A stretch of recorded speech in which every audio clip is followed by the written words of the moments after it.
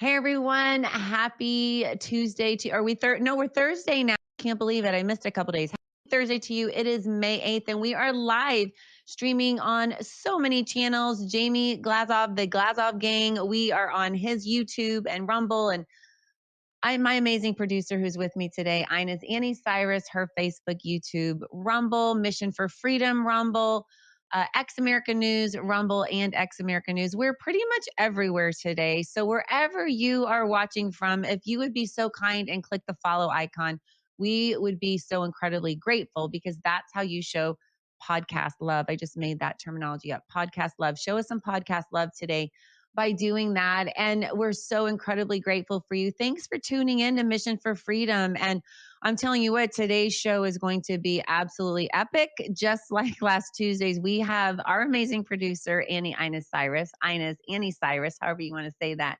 She's amazing. And she's really been through hell. Islamic Sharia hell is probably the best way to explain that. And if you missed Tuesday's show, I highly encourage you, please go back and watch that. What she has survived and what she has learned through her extensive research. She's not just an amazing producer. Oh, and she's an artist. We'll talk about that in a bit. But she also is an incredible orator and teacher on really the demonic nature of Islam and Sharia, and that it's not just another religion, but the goal is to take over the globe. And she's here to sound the alarm today and to teach us and to show us from original sources why that is true. And most importantly, what we can do to protect ourselves.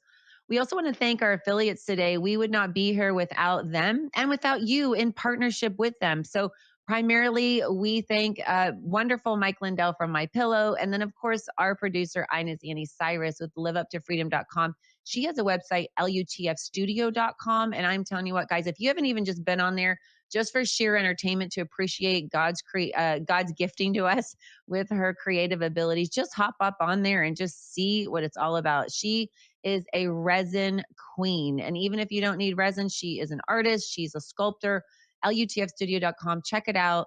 And with My Pillow and lutfstudio.com, just type in the code MISSION and you'll save some money. And when you're doing that, guys, you know what's so cool is that you're really advancing truth. You're advancing the narrative truth, and you're fighting back against all these things we're talking about, these insidious demonic things that are happening, the spiritual battle we're in. You're helping fight that in the natural with the dollars that you use. So whether you go to a woke place or you come here and you shop from the affiliates we're working with, you're voting and you're supporting and advancing that agenda with your wallet.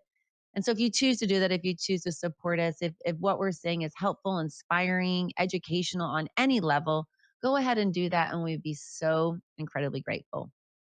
I want to just quickly tell you that last Tuesday, what we were talking about is, there's this, it's called the Epic City down in Josephine, Texas, over 400-acre, basically a master plan community. And there is pushback within Texas. We're going to share a clip today from Greg Abbott. Well, we talked about that. We really set the stage and talked about that on Tuesday. And Inez just dove in and started teaching us all about, this nefarious agenda and how they're marketing it as, just, oh, let's just let them practice their religion. And no, she's like, listen, they're going to take over your nation. They're going to destroy you. And it's a fact. And she has been proving that. And so, like I said earlier, go back to that show and watch that before you listen to this or after you listen to this, whatever, but go watch that. And we talked about that. We talked about Sharia and what the ultimate goal is. And what are we doing to fight back, if anything, in our nation? And so we kind of got cut off because we had so many live comments. You guys were amazing and chimed in, and she just could not get to all the comments. And so today we want to just really finish that and conclude that show, and then take even more live comments today and have a dialogue and just hear what you all have to say. And really, maybe you're seeing some of these things in your communities, and we would love to hear any questions or comments as well. So without further ado, I am going to welcome into Mission for Freedom studio, the one and only beautiful Aynaz Cyrus. Aynaz, thank you for joining me today. Well, thank you for having me back. As you were talking, I'm saying, I'm like, I have not done any sound check on my end. I might jump in hot or I may not be heard. So I'm good though, I Well, think. You can hear me, right? yes, you sound amazing like always. And That would be a I should go warn our ahead. audience. It's me. I'm in a great mood today. And I decided to rearrange my set. My light is hanging on to nothing. So if I go dark, it's okay. It's because my light came down flying. But hopefully it She won't. seriously, she seriously said this, guys, right before the show. She said to me, Miriam, uh, I'm just going to check something because I hope my light doesn't fall during the show. And I was like, oh my gosh, they would probably love that. Like live to you with Aynaz's light problems. Good news is it's far enough that if it does fall, it won't hit me. But hopefully it won't Okay. hit the system, the laptop. Otherwise, we're just going to go off air. But that's Yeah, we okay. can't have that. It's a good Yeah. day. And yes, I will repeat what Miriam said. Jump. I promise I'll do better on catching your comments today. Comments, questions. If you have a good joke, I'm in a good mood. Sorry. Yeah, she'll share it all.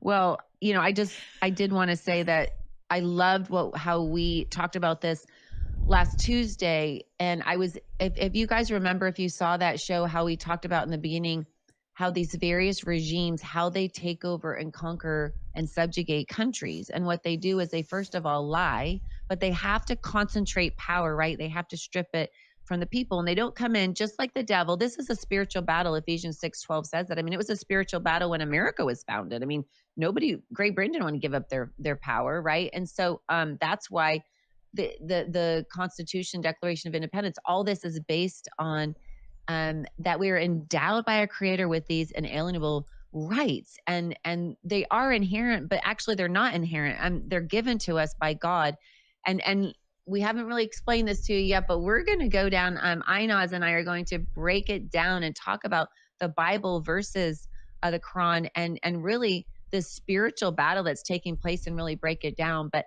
I wanted to remind you that we set that up, how these regimes were taken over. And there was a lie, and then there was this really quick, after this chipping away, this really quick stealing and concentration of power, and then using that and weaponizing that power against the people. And so we talked about that, and we shared examples of really the big thing that everybody's talking about, this epic city down in East Plano, Texas, Josephine, Texas, which is 3 hours and 45 minutes from my home. And so this is real, Time folks. to I mean, it move. is. What's that? Say it's time to move. Oh, yeah, right. Yeah. But where are we going to go? Because really it's everywhere. It's everywhere. And so, anyway, we shared that. So go back and watch that epic city. It's incredible. But so today we want to finish that. And so Aynaz, I wanted at the end of the show, we kept saying, oh, we'll get to that. But you talked about this axis thing, and I want you to expound on that and talk about that, explain what it is, and go into that, because I don't know that is super common knowledge with Americans. I wish it was, but yes, we were going on the last show. I said let's take a quick commercial break. We come back and we're going to dig into red green axis. So for anybody who's not familiar with red green axis, red stands for communist, socialist, any of that. Well, technically communist, and then green stands for Islamist. A red green axis is where the left and Islam have their unholy alliance to basically conquer. It has been going on for a long time. It's not a new topic. However, it's not really talked about. Example of it, well, we have, what do we call those four, which one of them is gone? The squad in Congress. Mm-hmm. You have the two Muslims and then the two leftists. They teamed up to try to pass as many unconstitutional laws as possible. Just the simplest example to give out. Now, even though I remember exactly the sentence I said on Tuesday about it, I don't remember how we got there. So I'm going to actually tie that into Epic City situation. Because if you read on Epic City, the only legislators in Dallas or in Texas who are actually speaking out or pushing against are Republicans. There are Democrats in Texas who are actually trying to help them. Wow. They're trying to raise money for them. They're trying to support them. They're trying to block any kind of investigation. Like Ken Paxton, Attorney General in Texas, is trying to investigate these people, right? As you said, we're going to play the video of Greg Abbott, but they're trying to block his investigation. these are the examples of red green axis. And again, some people are like, why is there even an unholy alliance? Why am I losing my voice? I have no idea. But um, they have the same goal. So they have different methods, but the goal, bottom line, is to take away freedoms. Now, if I narrow it down into United States of America, there's a book that I will say, and anybody who hasn't read it, you should grab a copy and read it. Way ahead of its time. You have read that book, actually, Miriam. And it was written by Dr. Jamie Glazoff, United in Hate.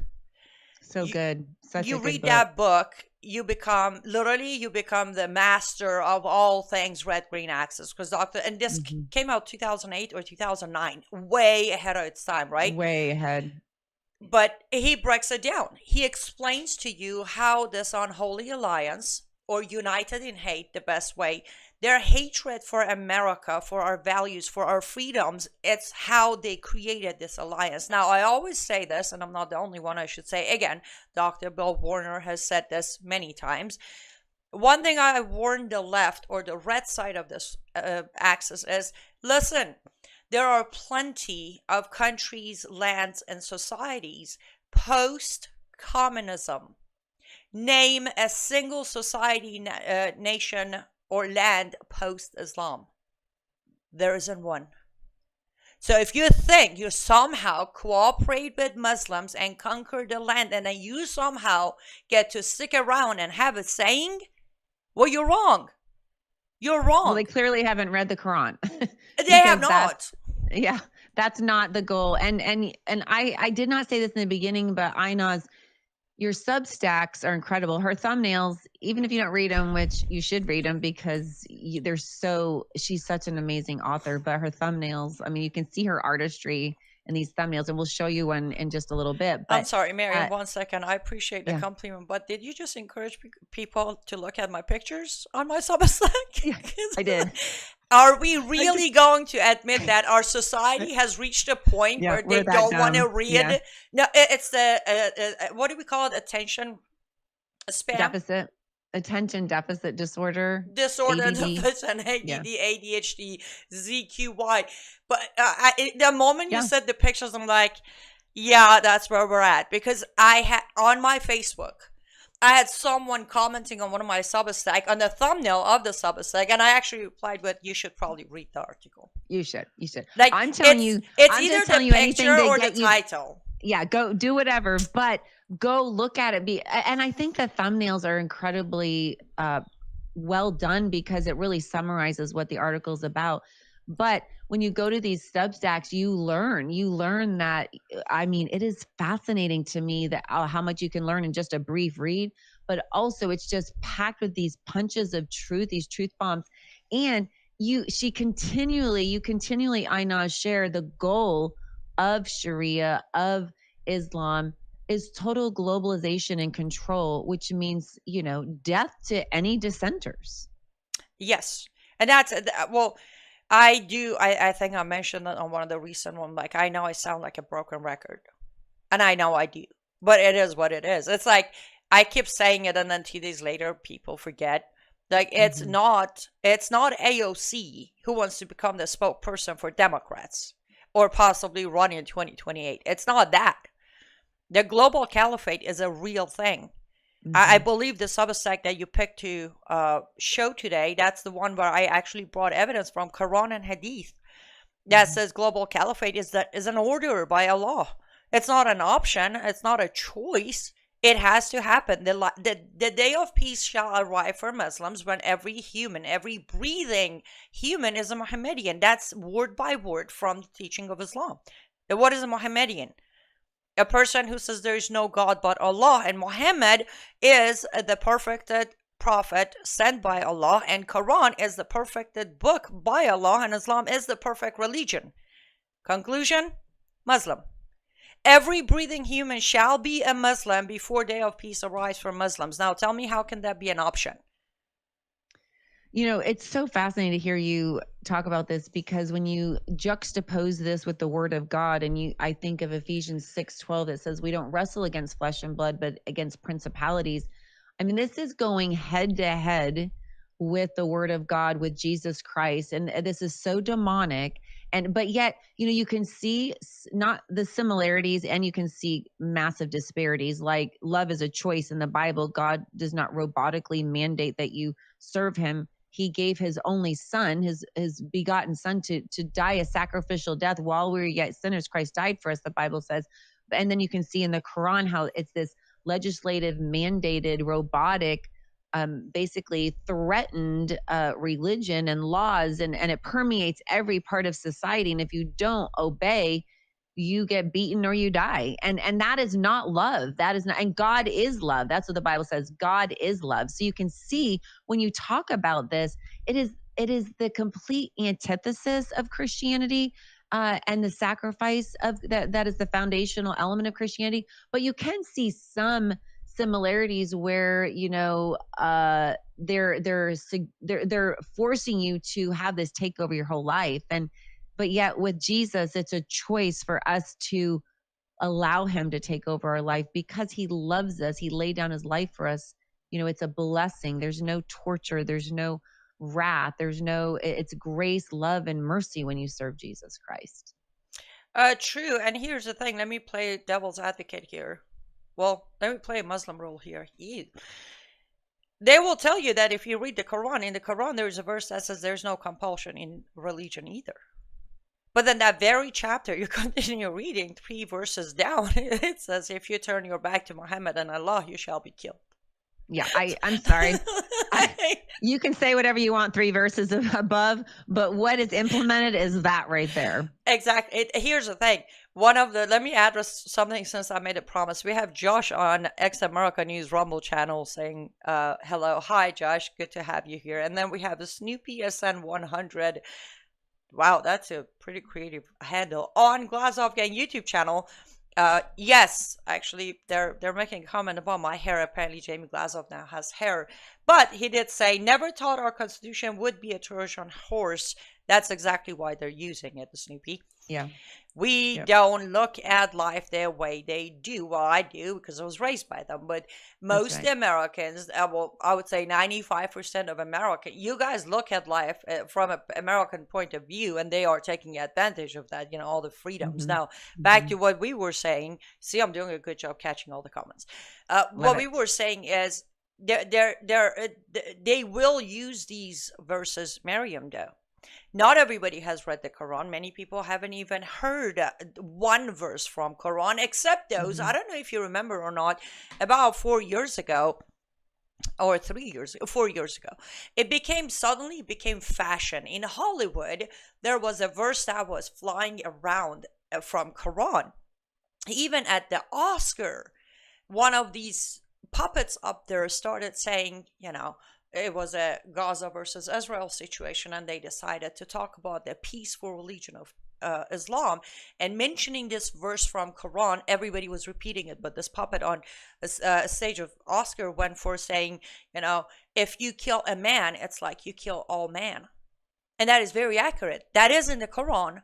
However, what I'm pointing out is the cherry picking. If you read the actual verse in the Quran, it starts with, O Bani Israel, O sons of Israel. It's talking to Jews. It's not even talking to Muslims. O Bani Israel, if you kill a man, is as if you killed all man. Following verse goes to say, unless, there we go. Unless it's a scenario of eye for an eye, meaning they killed someone of your family, you can kill them. Or they are enemy of Allah. Or they are ex-Muslims. Or they're kafirs. Or they're committed adultery. Or by the time you get to the end of that chapter, there is 107 possible ors to kill someone. But the entire Hollywood 4 years ago, to defend Palestinians, were pushing this cherry-picked half verse of Quran. But then again, kind of like what you just said, that verse above says that, and then, a few verses down basically says to kill dissenters. So yeah, I mean, that's why, this is why it's so important. I know we're so incredibly busy, but if you subscribe to the Substack, I'm telling you, her Substack, Aynaz Cyrus, you will learn so much so fast. And it's a great way where you don't have to just pick up and read the Quran. I mean, you could. I think there'd be wisdom there just to know what it says so you can accurately talk about this stuff. But if you don't have time, it is so good to know this, because how can you fight an enemy you don't know? How can you fight a lie when you don't know the truth, you know? And so I just think it's so important that we educate ourselves. That's why America's been dumbed down. I mean, when you look at our education system today versus how our presidents were trained and how they were educated, it is so massively different. And now, of course, history's been whitewashed and we don't have the Bible in schools. We don't have prayer in schools. So if we don't know the word of God and we don't know our God given heritage, and then we see Epic City and we see these things happening in the spread of Islam and Sharia throughout our nation like this, we think, oh, we welcome all religions. We welcome them all, and you don't really know this insidious plan that's happening for this, global takeover, not just America, but the world. Yes, and a quick added note. Subscribing to my Substack would be very helpful. Also, though, there was a time when I did a short series called Any Time of the Day. There are literally 1 to 2 minutes, maybe 3 minutes short segments where I had one verse of Quran or one hadith or one line of Reliance of the Traveler every day. You can find them on my YouTube channel. Just go to my Okay. YouTube channel. There are 1 minute. You don't even need to read anything. You just listen to it. I give you the verse, I give you the translation, I give you the breakdown. It's done. Now, if you are caring enough to read the Quran and you don't want to read the whole thing, that's all right. Just read chapter 4, 5, 6, 9. That's all you need to read. I kid you not. 4, 5, 6, 9 will give you the whole picture. I love that, because that people aren't going to pick it up. But when you say it like that, I think people will pick that up. And I'm telling you what, when I haven't seen that, Aynaz, the way you're talking about, but I do want to check that out today. But I've been reading your Substacks and you start quoting the Quran, and I just cannot believe, and it really is empowering. So when you hear the rhetoric, the marketing plan for this epic city, and you think nothing of it, and then you realize, oh, total control. They want total control. And it's not just like some organic thing that's happening. It's a weapon, it's an agenda, and this is the tool is Epic City. This is how they're going to take over, And so I did want to give you a shout out though, but I want to ask real quick if you can play that video from Governor Abbott, because two things I want to make sure we get to today that we didn't get to on Tuesday. And that is, okay, so we hear that this is a problem. We see that this is really an attempted subversion of our country. What are we doing to push back and fight back with our government? What is our government doing? So I was quite encouraged. This clip, Governor Abbott is talking to Laura Ingraham. And you told me, Aynaz, too, that he and Ken Paxton, the AG there in Texas, that they really are talking about this and pushing back. So let's play that clip and then talk about it on the other side. Well, in part by that statement, but also in part by information that we've gathered, there appear to be multiple violations that have taken place here. One is information has been provided to investors that appears to be misleading. Another is they appear to be in violation of fair housing laws. Also, we found that, they talk about doing all this building, but they don't have any building permits to actually do any building, and they have challenges even getting those building permits. Believe this or not, we've even received information that they may have been conducting a funeral home without legal authority. Bottom line, Laura, is that there so many questions arose, especially information that we received, that led us to need to call the elite Texas Rangers to conduct a criminal investigation to find out if criminal laws in Texas have been violated. Wow. They don't even have the permits. Like, what on earth? So you're like, guys, if you're going to take over, you might want to try to start legally. Maybe Why? just start. Why? Remember, Sharia is superior to law of the land. Why? That's true. They don't. Well, They don't care for our legal system. I love how you're laughing, because it probably is the epitome of who they are, right? They don't follow anybody's rules. Listen, if you remember on Tuesday, I read a part of translation of that Arabic video we played that said what Yasser Qadi said. And he flat out said, there are no violation, and this is our freedom. It's our rights to practice our religion freely. Remember that? Yeah. To him, there are no violations. Here's the thing. Let me quickly touch on the funeral thing. Yeah, they're just conducting funerals. What? I do understand there are Islamic funeral homes and mosques and all of that. But one thing, I don't know if your audience knows or not, but one thing about their, funeral and system of how they actually bury the body, it could technically, if you don't have the proper land for it, it could be pretty bad because they don't do the cascade thing. They wash the body in a system the Sharia dictates, and then there is an actual formatting and material of fabric, which is cotton basically on a percentage, for a woman in 3 pieces, for a man in 2 pieces. There's a specific way to wrap the body, kind of mummify the body without mummifying it, and then they just dump it into the ground. That's it. The only thing that's protecting this dead body is that cotton fabric, which actually...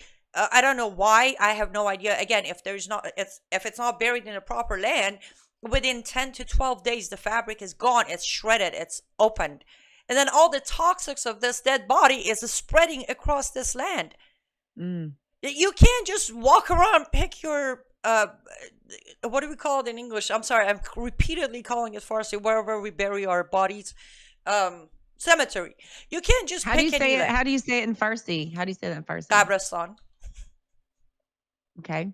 Sometimes I try and sometimes I don't. We're going to go with cemetery. Graveland. Graveland. Word by word translated to English is called graveland because that's where the graves are. But you can't, the way you bury your dead is not safe to just bury it anywhere you feel like it. And these people are doing it. Why am I screaming? I'll let you continue. I'm getting too worked up here. She's passionate, which is why we love you so much. I was talking to Aynaz about this, guys, and I was like, how can something so, you don't have to be very smart to connect the dots. I mean, it would be helpful if somebody, showed you the dots and then you could connect them. And I know we're not hearing a ton about this, but I was grateful that Laura Ingram interviewed him. But, you wonder, okay, so the governor locally is speaking out against this, and you told me that the AG Ken Paxton was as well. But I want to know President Trump, what he's doing. And so I just thought, what's he up to today? And so I was researching earlier today, and I know I've talked to you about this off air, Aynaz, but we're talking about everything he's doing to negotiate with the Islamic Republic of Iran about their nuclear situation there. And so I found this clip I wanted to play today because this was just literally from a few hours ago. And this is what he was saying. I'm sorry. I need you to buy me a second because I actually need to cue this video. Oh, yeah. No, that's fine. That's fine. So, yeah, you're like, let me cue it real quick. So when Aynaz and I were talking about this, I was like, okay, that's great that Governor Abbott was doing this, but what is President Trump doing? And so I was going to have her show you this clip from today. And then if she does have the other clip from back in, I believe it was 2017 or 2018, he was sharing his thoughts about Iran back then. We're ready for the today. The Fox News video one. Yeah. So we'll show you this, and then we'll talk about it on the other side. Lord, let it work because I think it's going to work. Here we go. There you go. President Trump's about to hold a news conference. We'll watch for that. Oval Office announcing what he calls a full and comprehensive trade deal with the United Kingdom. The first in what the White House hopes will be a series of agreements designed to level the field with America's trading partners around the world. And markets jumping a bit higher on the news. You can see that there, just a little bit. Okay, we are a little bit further down the road on that one. On a day where I didn't get it wrong. Hold on. Announcement. We're live. Can you tell? Just kidding. Can you tell that I prefer to be on camera than behind the camera? Okay. I'm a 2:36 is the clip time. Here's the thing. You had it on the notes, and I basically didn't see it because I have my glasses on. But this is what I want to say, guys, about this. So after this, we're going to play, if you still have this clip from back in the day. But basically, I wanted Aynaz to weigh in on this because she was talking about what President Trump said, way back then when he wasn't, well, I guess he was at the time, but before he took his break. But what he was saying then, and then comparing that to what's happening now. So I kind of wanted to juxtapose those and compare them. So let's play this clip, and then we'll talk about that, and then play the other one and compare them.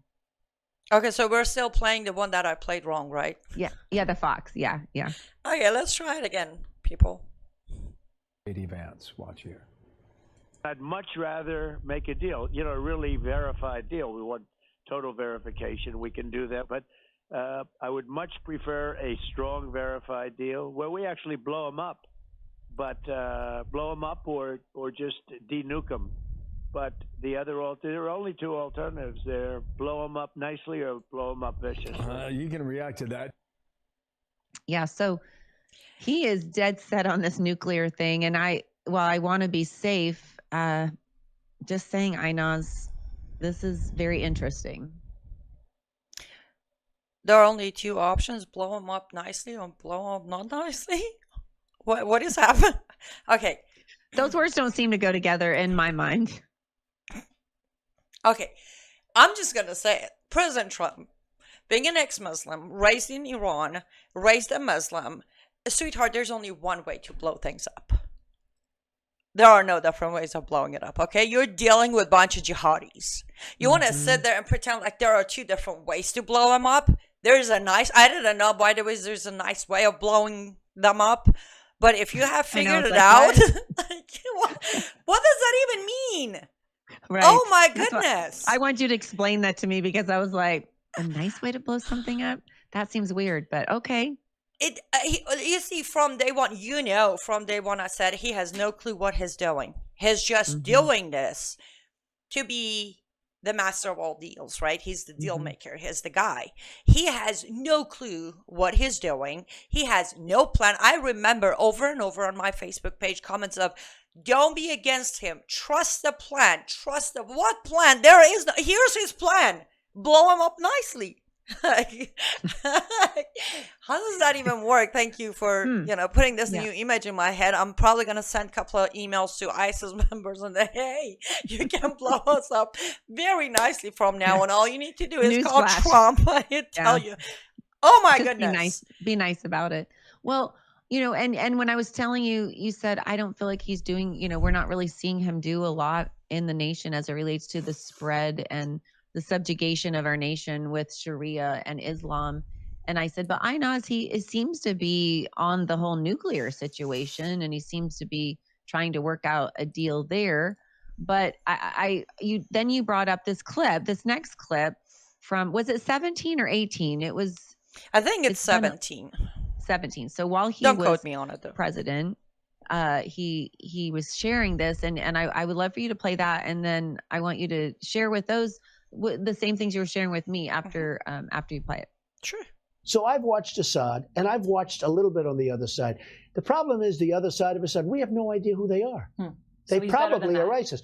I'm saying, are we better off with Assad? We have no idea who these people are. We give them weapons, we give them ammunition, we give them everything.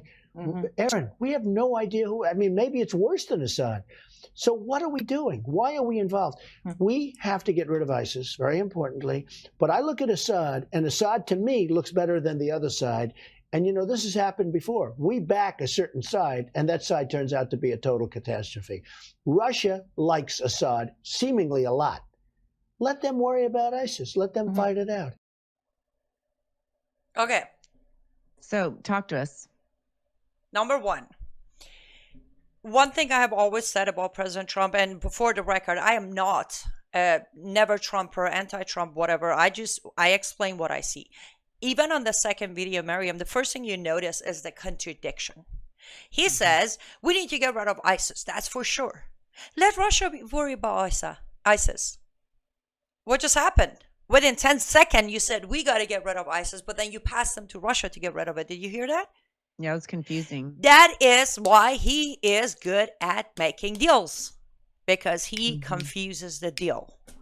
The offer is constantly changing. The same thing is happening today with Iran, with Syria, with Gaza, with Hezbollah, with Hamas. But the only difference is from that day of ISIS situation and Assad situation, which again tie it back into, he said, I think we're better off with Assad, right? But then when he takes power again this time around, he doesn't do any pushback against the new jihadi leaders of Syria.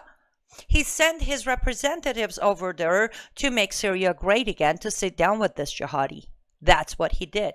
I know I'm like overloading everybody with information, but let me slow down. Bottom line is, President Trump has zero understanding of Islam and Islamic jihad. He pretends to understand it, but he doesn't. He has never picked the right person to advise him when it comes to this. Never. Who's advising him right now? His daughter's father-in-law, who is Lebanese American. Is that right? That's who's advising him? Yes. Yes, he's the guy who's advising President Trump when it comes to our relations with Arab and Islamic countries. More specifically, Middle East. This guy identifies as part of Chrislam. Anybody knows what that is? Christians who believe in Islam. Christians who believe Jesus was nothing but a prophet. Christians who don't believe in Trinity. That's who he is. Most importantly, he decided to go back to Lebanon, run as a candidate for Lebanese parliament in the party of Hezbollah. Wow. Do I need to say more?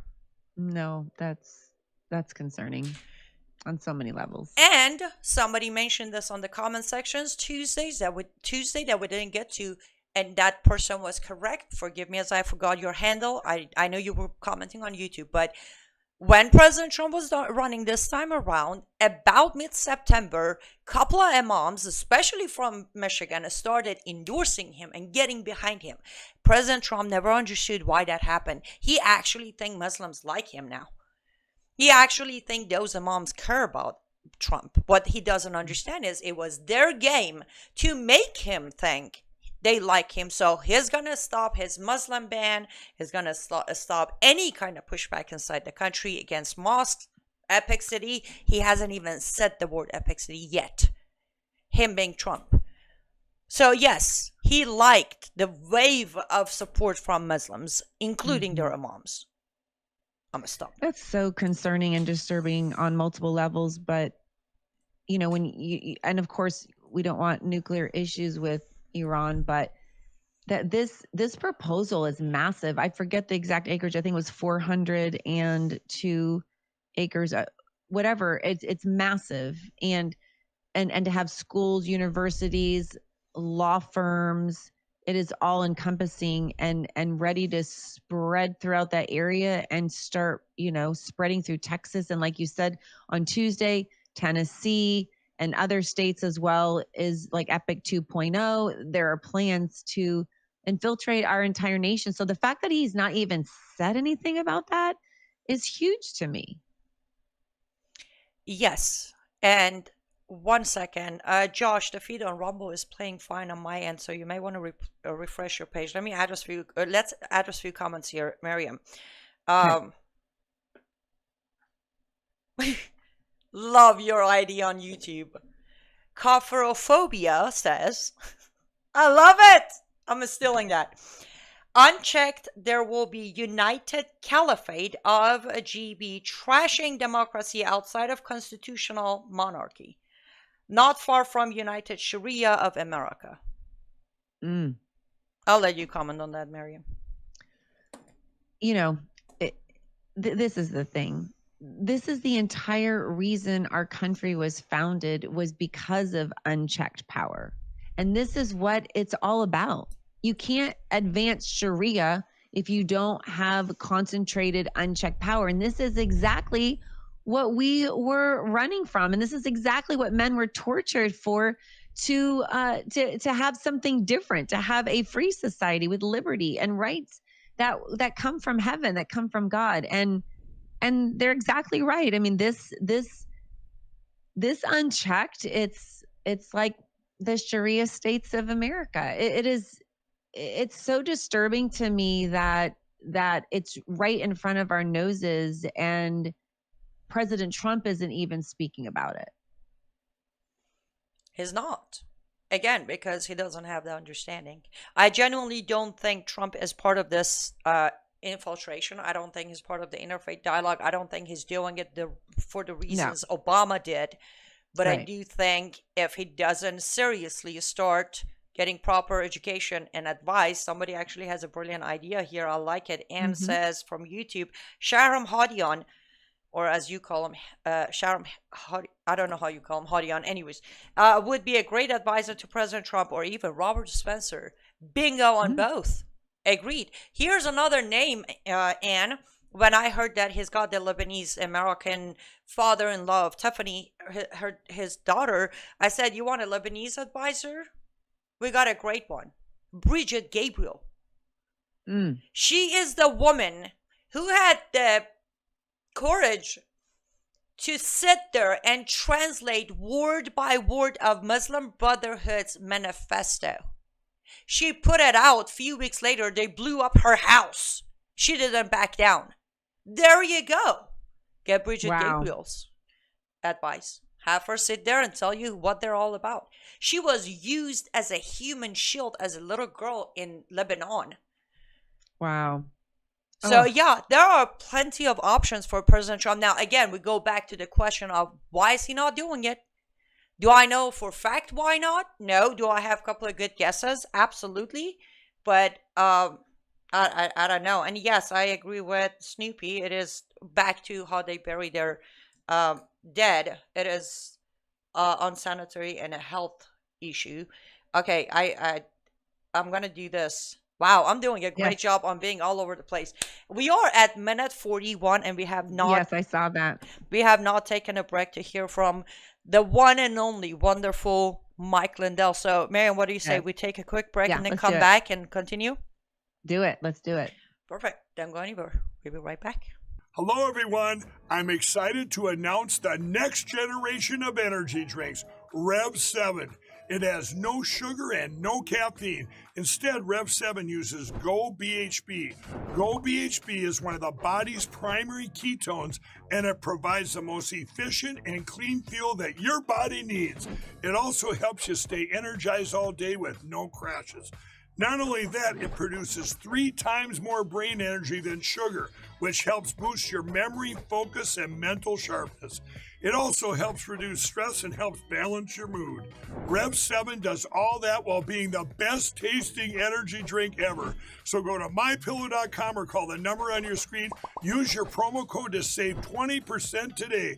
I'm so sure you're going to love Rev 7. For a limited time, you get our introductory 3-pack absolutely free. I drink Rev 7 every day, and I absolutely love it, and so will you. You got to love Mike Lindell. I mean, this man is a creative genius. Now, I think Aynaz Cyrus is a creative genius as well, but this man, is there nothing that mypillow.com does not have? And so even if you're not into energy drinks, they have a slew of different things that you use every day. Blankets, sheets, pillows, slippers, robes, dog beds, their necklaces. He just started out carrying and creating this cross necklace. It's a replica of what he had since he's been saved. And so, I mean, there are a million different things at mypillow.com. And remember what I was saying at the beginning of the show, guys, that this is how you support the values that align with yours, the truth, godly values, is by spending your money in places like this. It supports Mike Lindell, supports MyPillow, and then also supports Mission for Freedom. And Aynaz, Live Up to Freedom, supports her too, her platform. So if you just head over to mypillow.com, just peruse through there and check it out. And I'm sure you will find something that you can use that can be a blessing to you. That's a product that's made in America. You're supporting that patriot, that amazing patriot, Mike Lindell. And then you're also supporting our production, Live Up to Freedom and Mission for Freedom as well. So go there and use the code MISSION and you'll save up to 20% there with Mike Lindell. So MyPillow.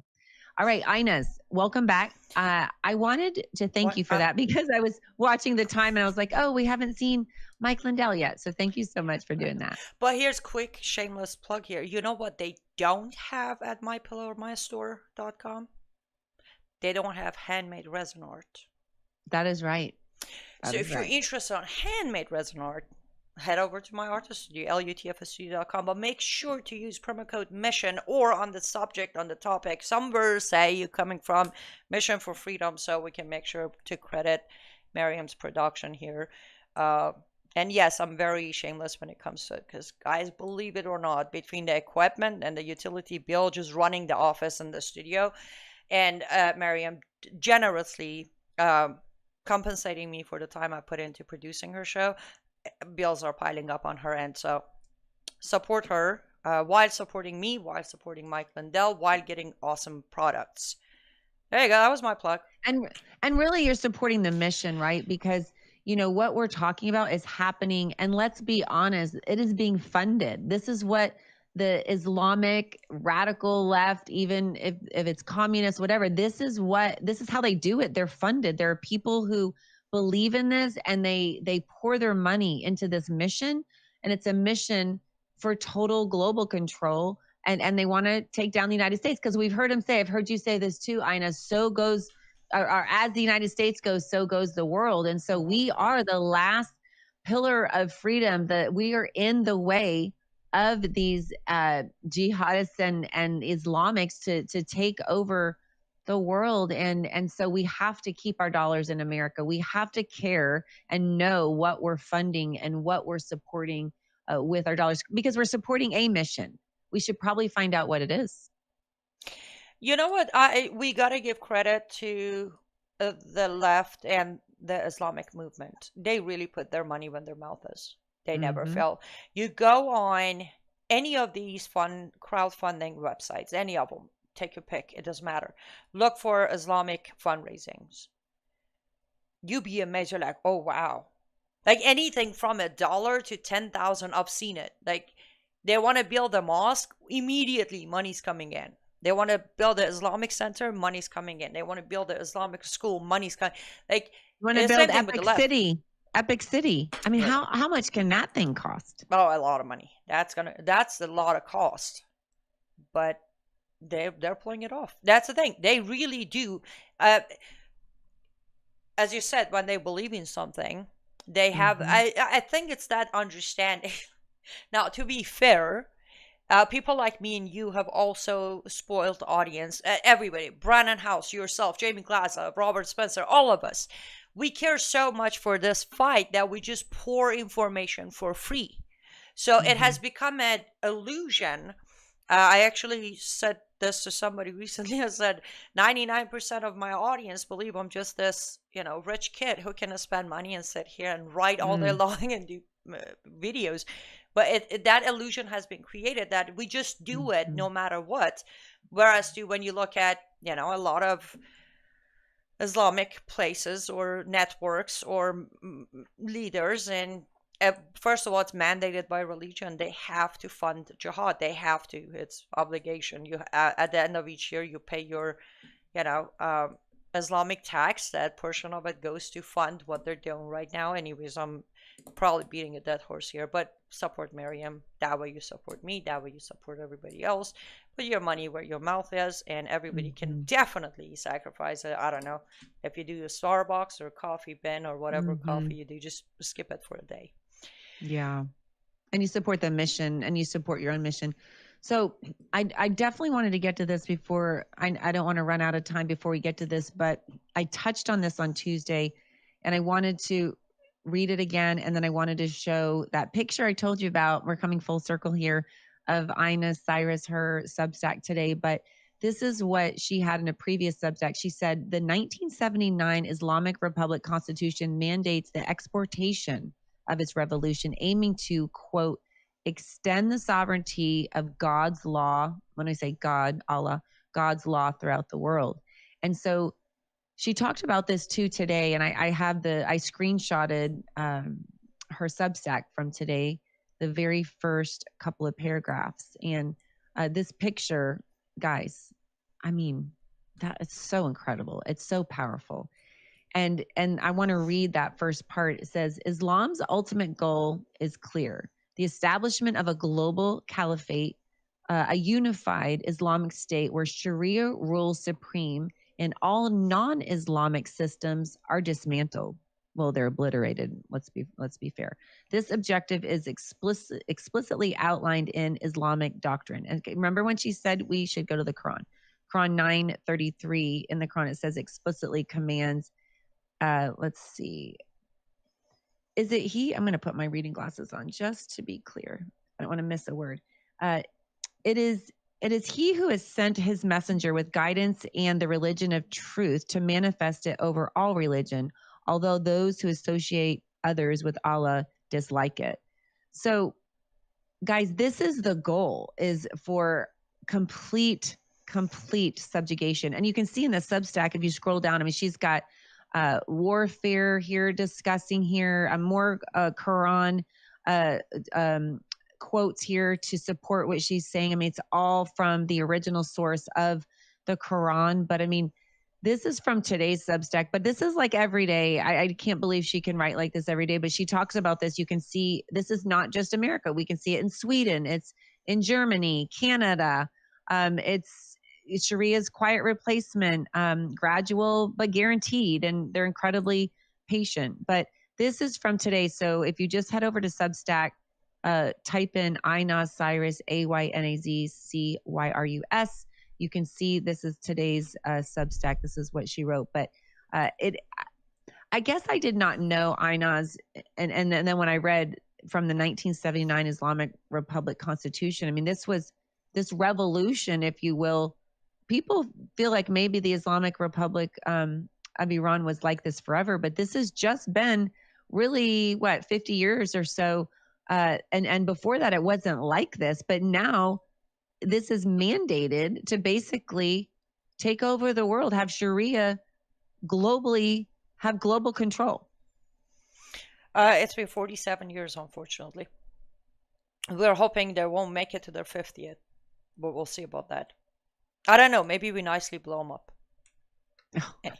Okay, I'll get over it. Just give me a day or two. Yes, I have actually encouraged a lot of people to read Islamic Republic of Iran's constitution. It is available in English out there for many reasons, but one of them is right there at the very first chapter of the constitution. After it mentions it is based on Sharia, words of Allah, acts of Muhammad, and stories of Hadith, it does mention that not only they're supposed to, transfer the revolution or expand the revolution, but it's also within that Substack, not the one we showed, the one that's I want to say last week Tuesday, losing track of which day, but it also on the Constitution of Islamic Republic of Iran, it says this republic has been created to pave the path for global caliphate. It literally says it on the Constitution. It was the start. Now, if we put the Sharia and Islam part aside, you know way better than I do, Miriam, on this part of it, but what do tyrants do? They create coup d'etat, call it revolution, and then export that revolution elsewhere. Like, what did Hitler do? Oh, yes. What did Mao do? Yeah. It's Stalin. I mean, Lenin. They're all the same. They're just in different countries, but that's exactly what they do. Now, and they also lie to get people to, oh, it's just this, it's just that, and they chip. They're super patient, chip, and then real quick, all of a sudden, they take full control. Yes, and that the reason I'm bringing this up is I sometimes think that I need to change my own language. Actually, they call it the Islamic Revolution of 1979. It was not a revolution; it was a coup d'état. It was an invasion. When Khomeini got in a plane, by the way, is the plane that landed in Iran that brought Khomeini into the country in 1979. It, of course, it belonged to French government because that's what French government does, right? France has its fingerprints everywhere. I use a lot of history of French involvement with Islamization, by the way. Another topic for another time. Oh yeah. And funny enough, they had to fight hard. Well, not this time around, the first time around. They had to really fight really hard to stop the Islamization of their own land, but they never learned anything from it. Look what's happening in France today, right? Tomorrow's Substack, it's about what just happened in France. What just happened was French government put down a red carpet for the new government of Syria and shook his hands and took pictures with a backdrop of the coming up 10-year anniversary of what happened in Paris, leaving 106 innocent people dead through ISIS attack. Like, let that sink in for a minute. Yeah. But that's the story for tomorrow. By the way, side note, because I'm very good at that, I wish that I was that good to write all of this in like this speed, but I tap into almost 10 years of research and database on my computer, grab what I need, and I've told you before, I write it in Farsi. It's a lot faster for me to write in Farsi and then translate.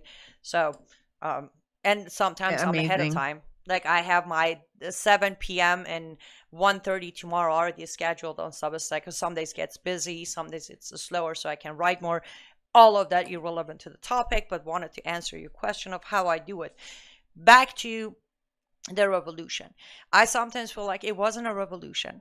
The king of Iran, Shah Pahlavi, was still alive and crowned. To this day, he has never been decrowned. So, but the narrative, yes. Wow. Officially, he was never decrowned. That's why a lot of us Iranians are standing by our prince, Pahlavi, his son, because he is still legit, holds power. That's so wild.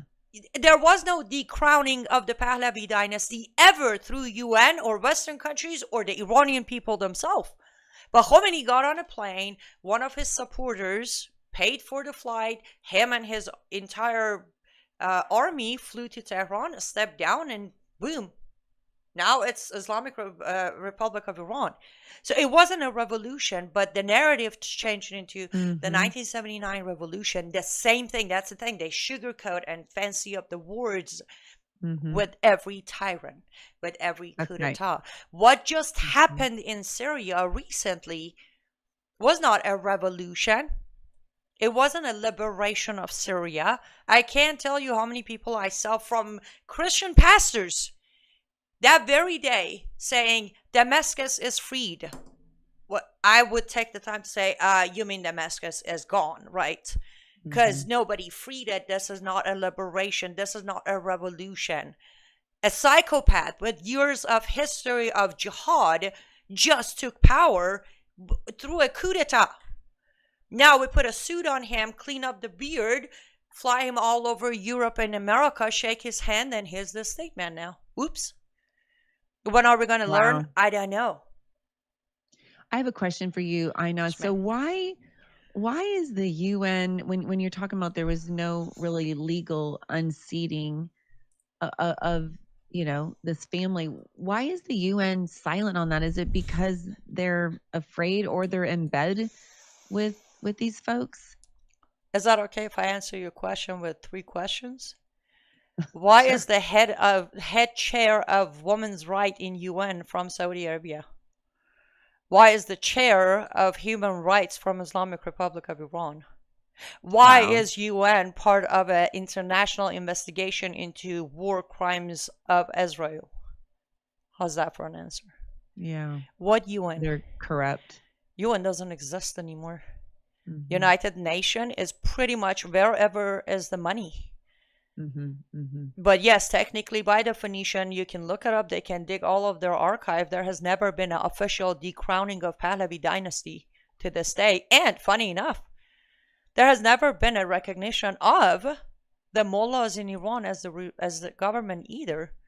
Sadly, I know most Americans don't like it when I say this. The very first government that officially recognized their power was United States of America under President Reagan, when he made the very first international arms deal with them. And from there, really? Yes, ma'am. From there, they became official government of Iran. Wow. I mean, even just, which you're not doing anything really legally, but just recognizing the power of the recognition of them legitimizes that in a marketing kind of fashion, whether, on TV and with the media and things like that. I mean, that's part of the propaganda machine. Yes. And it's also, again, that's 47 years ago, so we shouldn't talk about it. Let's talk about, how about 2021? when Taliban took over Afghanistan again. Clearly, U.S. again was the first country to consider them, the government, and then again Syria. That's how it has been, Miriam. That's why I'm concerned of what's happening in America, because the old way of revolution and winning a war and earning your seat doesn't exist anymore. You can be barbaric, blow people up nicely, maybe, or behead them, and then wave your flag, and done. You're the new regime. You're the new power. So, and then when it gets recognized from these quote unquote free nations like America, that's and not just recognized, but I forget the word I'm trying to look for, but like legitimized.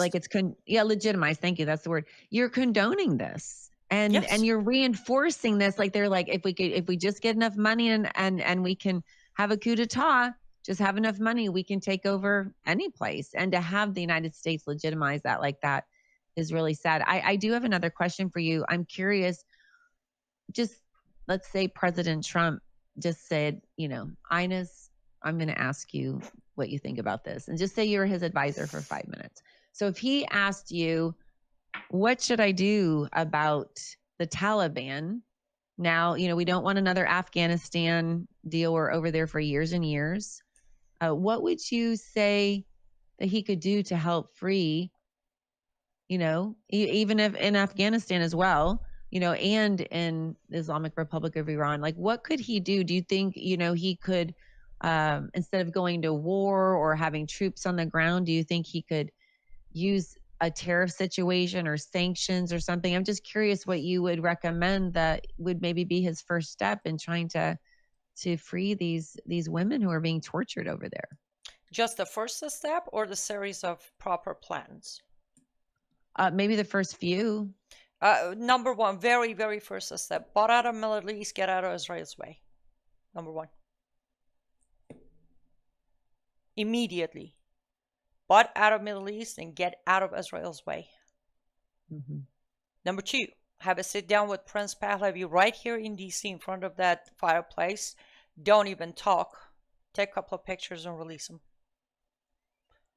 That's going to scare the life out of the mullahs, and that's going to give Iranian people enough courage to get back on the streets again. Okay. That makes sense. Number three, boost up security and intelligence services in the United States of America. Start capturing every single person in any shape or form with ties to ISIS, Al-Qaeda, Taliban, Hezbollah, Houthis, Hamas, or IRGC. Grab them all. Don't deport them. Take them to prison until further notice. Those are my 3 steps I would give him as advice. That's powerful. We were just talking about the negative aspects of propaganda and marketing and things like that. And so this would be, I didn't even think about that. That would be so powerful to meet in the Oval Office like that. Can you imagine? I have. I can't tell you how many times I have played that reel in my head over and over. And to this day, I still don't understand why Trump hasn't done it. The very first letter on the day of inauguration sent to President Trump publicly and privately was from Prince Pahlavi asking for the sit down. He congratulated President Trump, and I said, you, not me, he said, you have the chance to go above and beyond the Abraham Accords in Middle East and make a Cyrus Accord. What does he refer to? Bible. When King Cyrus the Great freed the Jews and fixed up the mess. That's where my idea comes from. Get out of the way, let Israel deal with what they need to do, and then sit down with Prince Pahlavi. Literally repeat history in a different location. But Trump prefers to make his own history. Do you think this is something he could do alongside with what he's doing with his nuclear talks? I mean, do you think that would go hand in hand, or do you think that would jeopardize? Well, let me ask you this: if you have, if on a positive note, if you're pregnant, are you going to see a neurologist? Good question. No. There you go. Yeah. No, you can't dance with the devil and then ask for opening of heaven's gates. Can be? You can't. He is literally dancing with the devil. And then sitting here thinking somehow he's going to be the Messiah of Middle East. No. Yeah.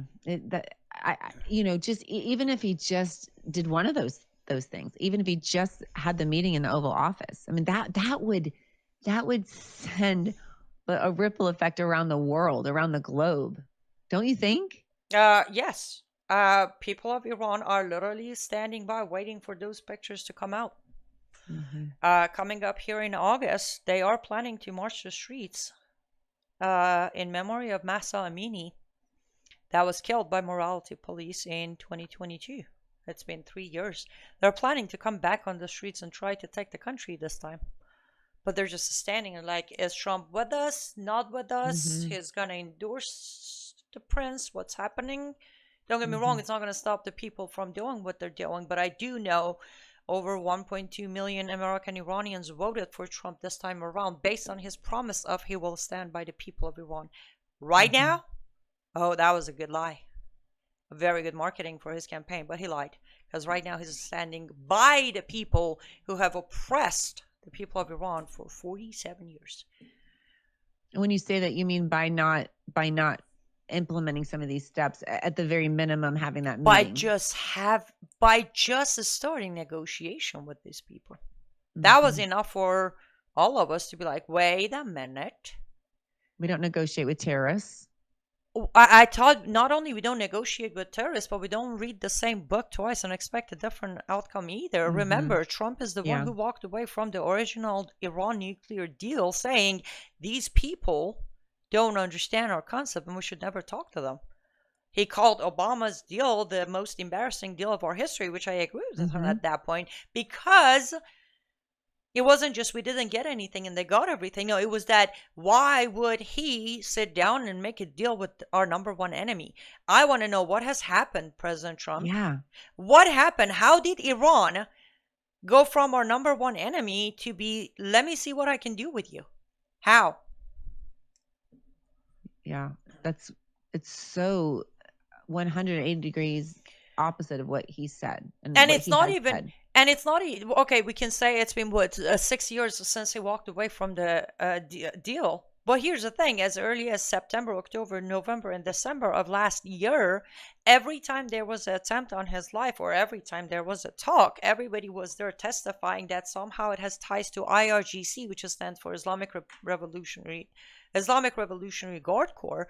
And he kept saying, if Iran comes and get me, I'm going to make these. And you literally admitted that they are the one trying to assassinate you. And now you want to make a deal with him? Make that make sense. I don't think he can. But, well, I'm not the president. He holds the pen at the moment.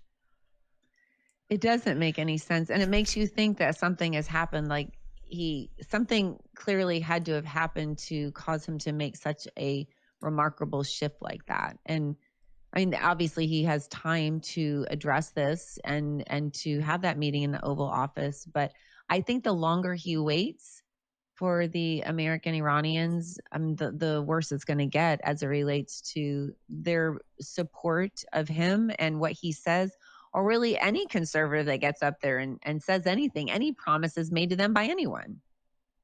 Yes. And that's the thing. This year, the Iranian Americans broke the record of voting. Most Iranian Americans don't vote they don't believe in voting coming from Iran. But this time they did. I don't think next time we can expect them to show up again. It was extremely disappointing. Yeah. To know that he's enabling those mullahs. It's one thing not to, it's one thing not to deliver on your promise. It's a whole different planet when you actually do the opposite. Yeah. A whole different thing. And that's what he's doing. And it must not make them feel very safe when I think, when I've been studying and reading your Substacks, Aynaz, and you're talking about that their goal is destruction and murdering of not just adulterers, but you say apostates, right? Yes. Those are the folks who've left the faith. Aynaz would be one of them. I mean, the goal, the directive, the command, the mandate is to murder these people and destroy them. And when you, as you know, an Iranian American, when you see these folks, you see Trump negotiating with your abuser, you're like, I'm not feeling very safe in this country.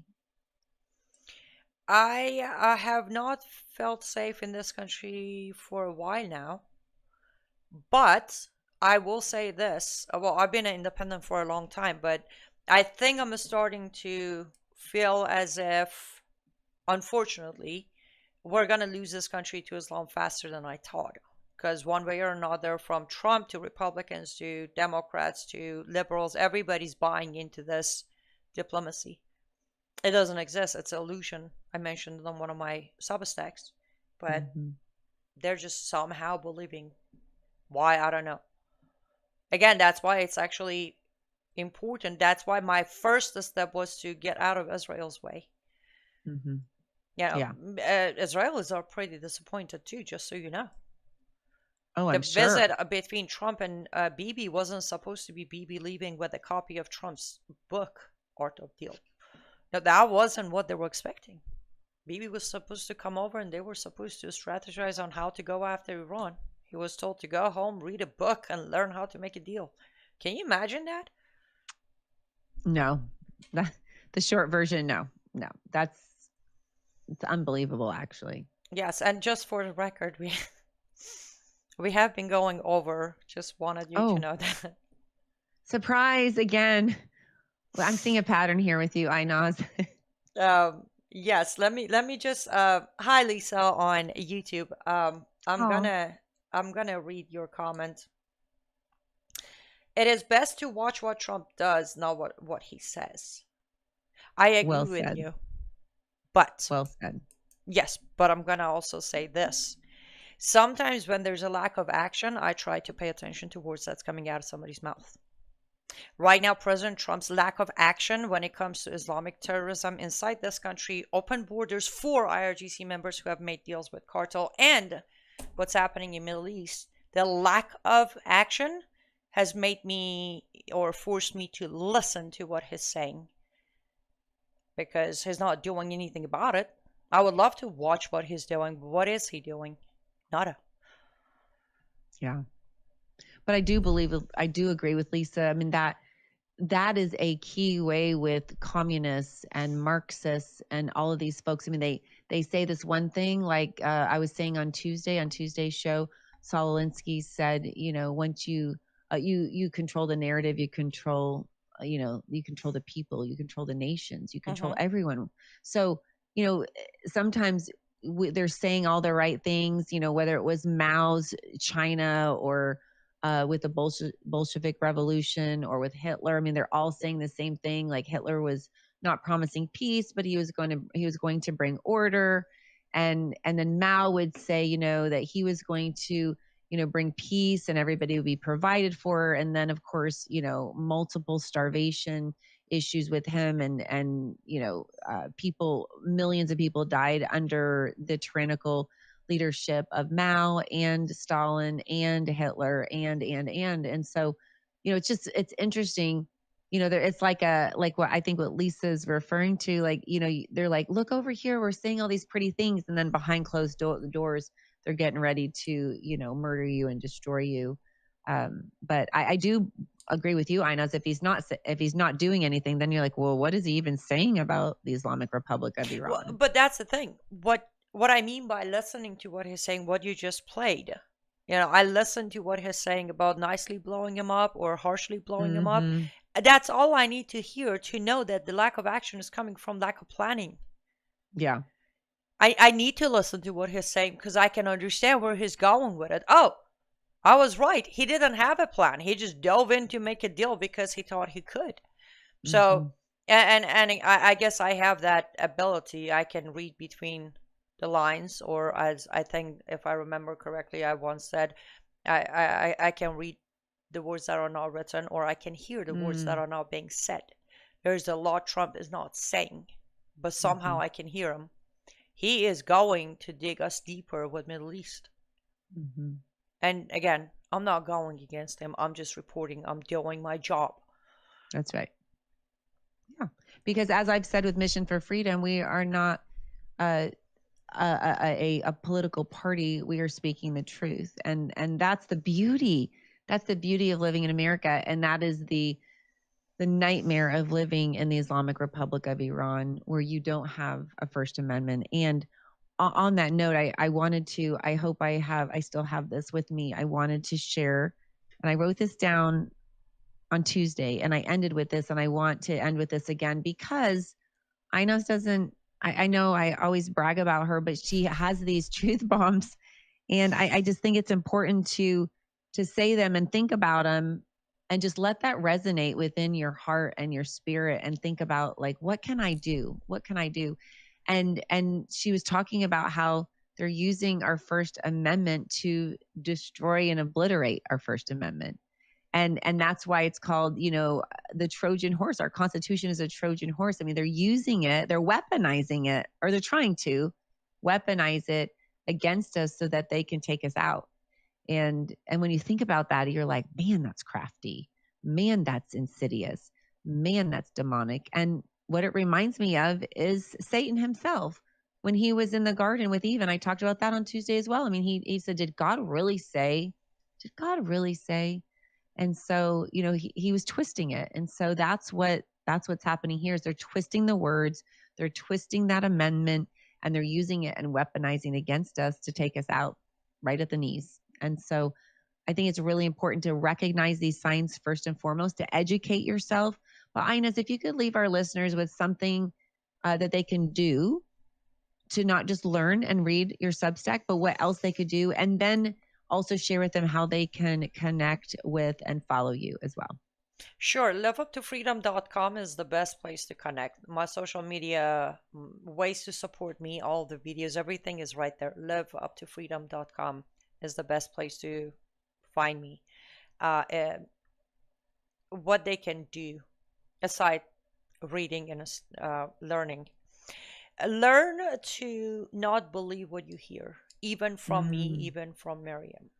I have the credentials. She has the credentials. But take my word and then go confirm what you heard. Do that with everybody. Every time you hear something, somebody cites the Quran. I say on 933, chapter 9, verse 33 says, you have to spread the perfected religion of Islam, especially when Christians don't like it. By the way, let me quickly dissect that. I meant to do that, Miriam, and I forgot.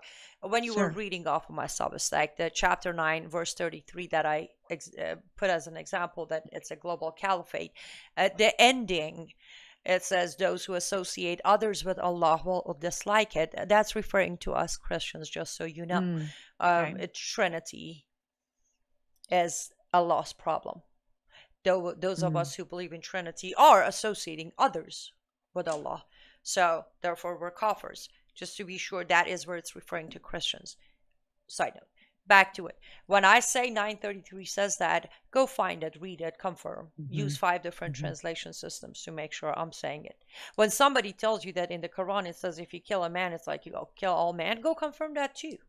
Just learn to confirm, learn to absorb information, and then go do your own research. Then use your God-given brain cells to make your own decision. Stop waiting for me, Miriam, left, right, center, alternative media, somebody else to make a decision for you. Make it yourself. There's a reason God gave us brain to use it. So that's I feel like this is the biggest problem our society, human society, is suffering from today, is that we're just waiting for somebody else to tell us the truth, somebody else to expose the lies, somebody else to tell us what to do with it. Become your own individual free thinker. With that, do your own research, get the information, but confirm it. When you have the confirmation, then decide what to do with it. That's all I got. That's so good. That's so good. And as a mom, a busy mom, I have a kid graduating in 14 days from today, so it's getting real. But I know if you have younger kids, or if you're just, working all the time and so busy, there's this an acquaintance of mine. He goes to college and he reads books outside of his educational books in college, multiple books a year. And I'm like, when do you have time to do that? And so for him, he goes to the gym and works out. And he said, I read 4 pages in between my sets, the different things that I do. I'm going to be resting anyway. So he said, instead of scrolling through social media, I read a few pages of a book, and that's the only time. That's when he reads. He said, that's how I get it done. So I just think if you ask the Holy Spirit, he's your helper, right? He's the third part of the Trinity, or a third part of the Trinity. The Holy Spirit, he's your helper, and ask him to help you, to show you time. Like maybe that's just maybe getting wasted. And you can say, you know, I could read the Substack. I could read Aynaz Cyrus's Substack. I could look at the Quran. You said 4, 5, 6, and 9, I believe, are the chapters, right? Yes, ma'am. 4, 5, 6, and 9 would be a great start. Yeah. So start there and just find little pockets of time where maybe you're scrolling, and instead you can read just a little bit, just doing a little bit, and doing that day after day. It'll add up, and you will know the truth. You'll be able to spot the lie, spot the enemy. And oh, by the way, make sure you read your Bible, because you need to know the truth before you're reading a lie. So you have something, you know, to compare it to. So Aynaz, I just have to say, I know I tell you this all the time, but I just want to say thank you so much. You are so articulate. You're very knowledgeable. And I know that you've spent countless hours, not just living this nightmare, but then researching and knowing. You're speaking from an area of information and documentation and original sources. I think that that's lost in the world today with all the programming and the rewriting of history. You go to the original source, and you're just such a breath of fresh air in so many areas, but particularly that one. And so I just wanted to say thank you so much for what you do, your bravery, and what you're doing to help save America. I appreciate that. Right back at you. Thank you for putting up with me on your show 2 days in a week. Love it. That's my favorite week. That's amazing. And thanks for doing what you do. If you don't mind me adding something to your advice. For those of you, I respect those who say, I'm not going to pay and buy a Quran because I don't want to fund them. Great idea. You don't have to buy the Quran. There's a website called Quran.com that is spelled with a Q. Quran.com.